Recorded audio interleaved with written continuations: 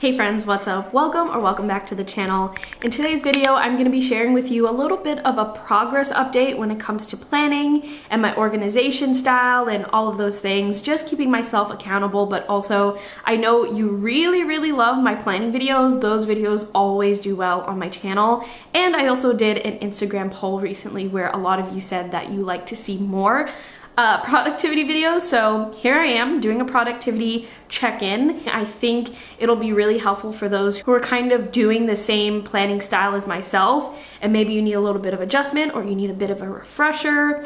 Anything that will help you stay on track with your goals is something that I'm a big fan of and I would like to do myself. So with that being said, let's get right into this video. I will say that I sectioned this video off in categories based on my productivity tool. So I have three main categories. The first one being my MIGOALS planner, which I'll get into in a couple of seconds. The second tool is Notion, which you all are very aware of. I have many videos on my channel about that. And then the third section is like a miscellaneous section where I talk about smaller apps and programs such as calendar app, note-taking app, stuff like that. So let's get into this video. Okay, so starting with the MIGOALS planner, I have it right here. So the whole reason why I got this planner was because in the beginning of 2022, I really wanted to have a goals-oriented planning style, and I needed a goals-oriented planner in order for me to do that. So I purchased this at the beginning of the year. By the way, I'll link everything in the description box if you're interested in anything that I mentioned today.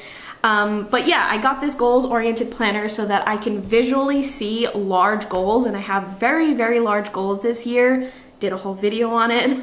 But I needed to be able to see it visually and break it down into small sections so that I can physically cross things off a list. I feel like the main thing that is a problem with me in terms of planning is that I will drop off throughout the year and completely forget what I was making progress on. And so I was hoping that this planner would help me not forget those things because I have it literally written down for me to refer to. So yeah, that's why this planner came about. And I will say this planner is fabulous. It has so much valuable resources in it. It has a lot of fantastic prompts and it's very detailed. Every section is super detailed, sometimes even more detailed than I need, which I know is a shocker. I'm a huge planner, so you know, details mean a lot to me. But yeah, there are some sections that I don't even fully fill out because I don't need to. But I appreciate that from this planner, especially when you purchase a planner and you aren't able to customize it to add more if you need to. So, you know, more is better in that situation. So, you know, it's there for you already at the get-go. I was doing really well with this planner for some months, and I feel like very recently, maybe in the past month or two, this has not been super effective for me. And I don't know if it's just because it's a physical planner and it's hard for me to physically get up and get this planner from wherever it is, as opposed to like something digital where I can pull out my phone. I just haven't been checking in as much as I should be with this. So the way that my routine was before was that like every Sunday I would go into this planner, fill the things out, hold myself accountable for my goals and stuff like that. And also at the end of each month, I would go in and do like a monthly reflection. There are prompts for all of these things that I'm talking about in the planner already. So it made it really easy. But for some reason, I am not gravitating towards this planner. Sometimes throughout an entire week, it will just sit in the corner and I won't open it, which is very shocking. And I know I mentioned this in my vlogs a lot, that I will have some dedicated journaling time, but there are times where it gets extremely busy and I just don't think to come off of my laptop and pull a book out. So it's been a little bit of a struggle there. And like I said, it's only been 1 or 2 months where this has been happening. But I feel like if I get myself into a groove like that, that maybe a physical planner isn't something that I can really sustain for long periods of time, especially since we're not even halfway throughout the year yet, and I'm already kind of like neglecting this a little bit. But of course, I am not 100% neglecting it. I've gone back in and filled things out, and I've been trying to be a bit more proactive in filling it out, especially because I paid for this journal and I want to use it to its full capacity, and I'm hoping that it will be a success for me by the end of the year. So I'm still trekking on, but it's just been a bit of a struggle these days. And so yeah, just to finish my thought, I think the main reason why I'm struggling with this is solely because it's a physical book and it's not a digital book, so it's not as convenient. By the way, if you're hearing a lot of like clanking and random noises in the background, I just purchased like some really fun, engaging toys for my rabbit, and she's having an absolute blast. It was her 8th birthday, and so I wanted to treat her to a gift, so she's playing with it right now.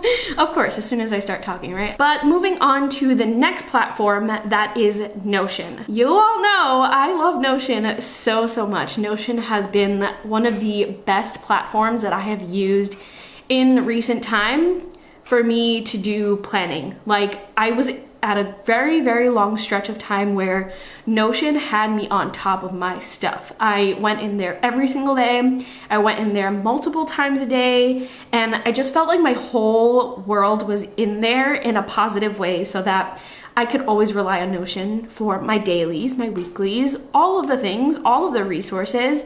And so I'm a huge fan of Notion, and I still am a huge fan of Notion. Now, here's where I feel like I'm slipping up, at least right now, currently in the, I would say longer than 1 to 2 months, where I said 1 to 2 months I've been struggling with this planner.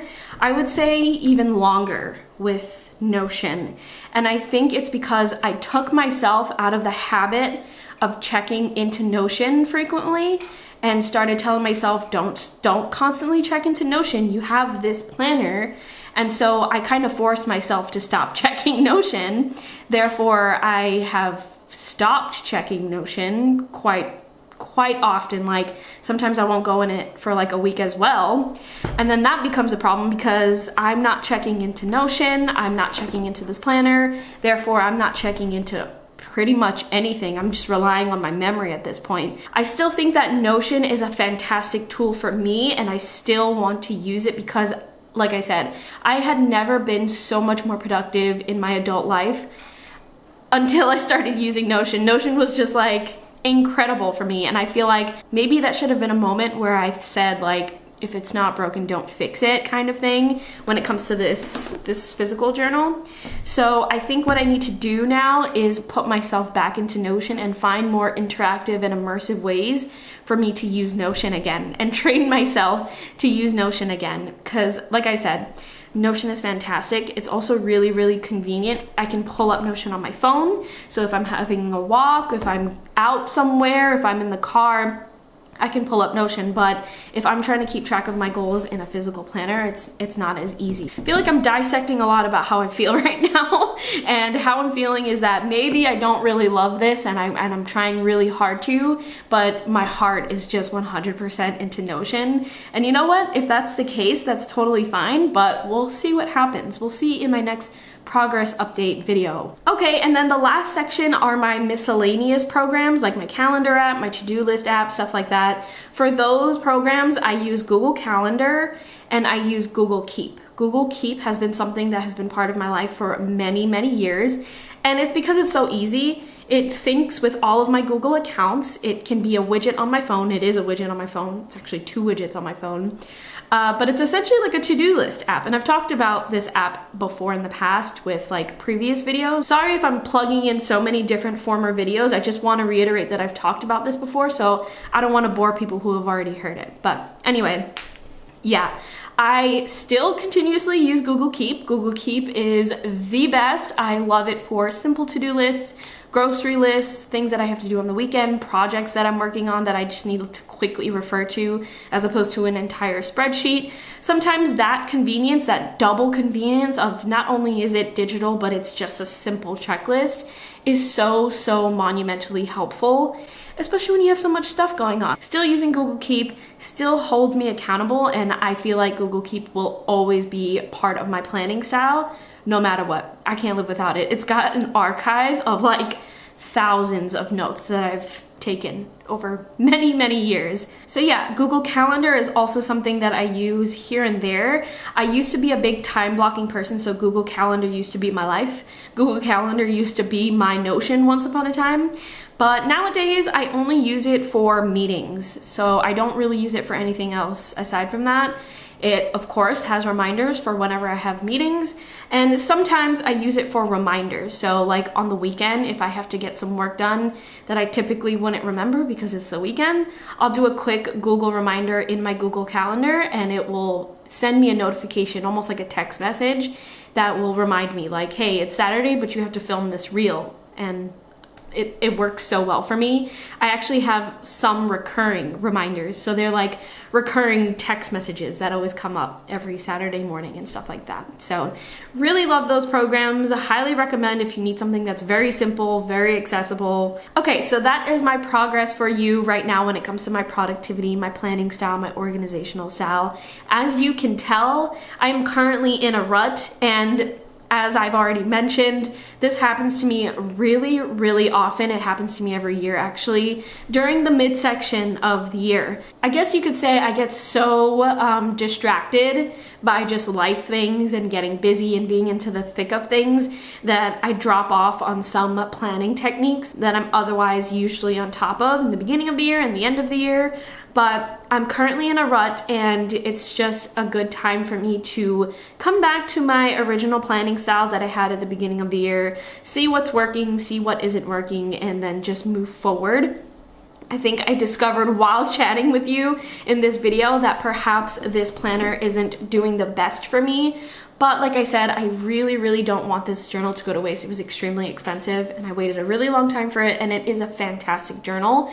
So I am going to use this, but I think what I'm going to do in terms of shifting and making my planning style work for me is, instead of having my focus be this planner and then have Notion be the complementary program, I'm going to flip it. So Notion is my main focus, and then this journal be my complementary platform.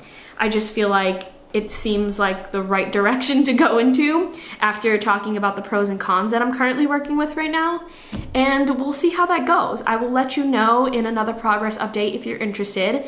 If you are interested, you can let me know by liking the video or leaving a comment, chatting with me on Instagram, whatever you prefer. But yeah, that is all for this week's video. Thank you so much for being here. Thank you for sticking around.